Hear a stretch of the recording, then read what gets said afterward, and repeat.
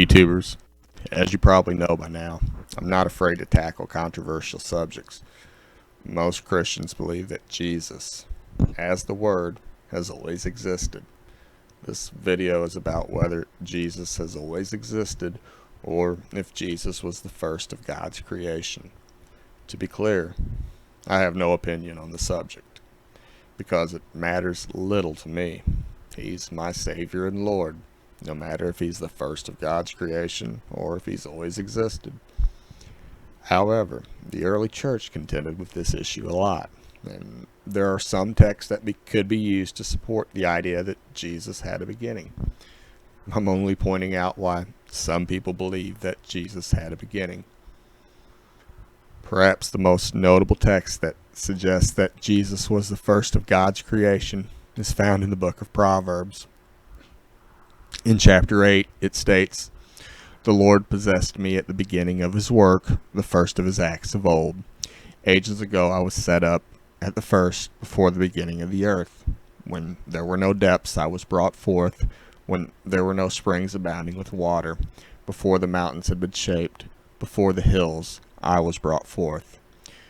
Before he made the earth with its fields, or the first of the dust of the world, when he established the heavens, I was there. When he drew a circle on the face of the deep, when he made firm the skies above, when he established the fountains of the deep, when he assigned to the sea its limit, so that the waters might not transgress his command, when he marked out the foundation of the earth, then I was beside him like a master workman, and I was daily his delight, rejoicing before him always, rejoicing in his inhabited world, and delighting in the children of man." In this passage, wisdom is personified.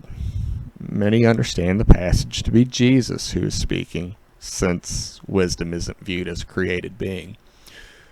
This view seems to suggest that Jesus was the first of God's creation.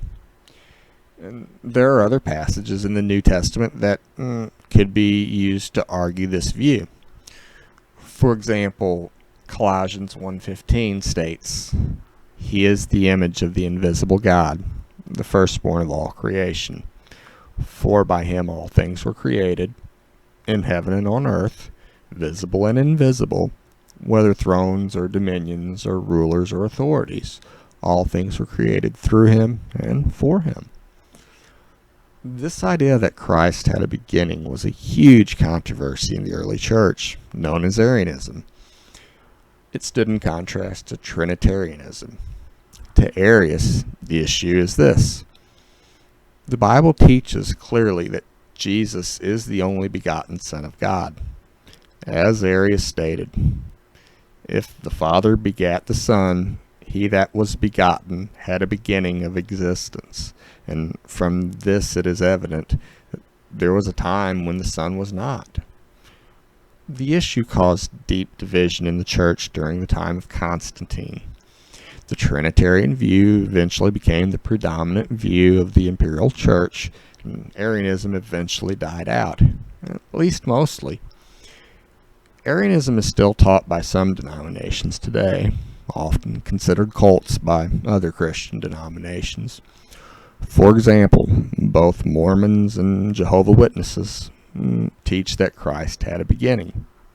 Again, I take no position on the issue. Thanks for your time. If you like what you've heard, please show your support by subscribing.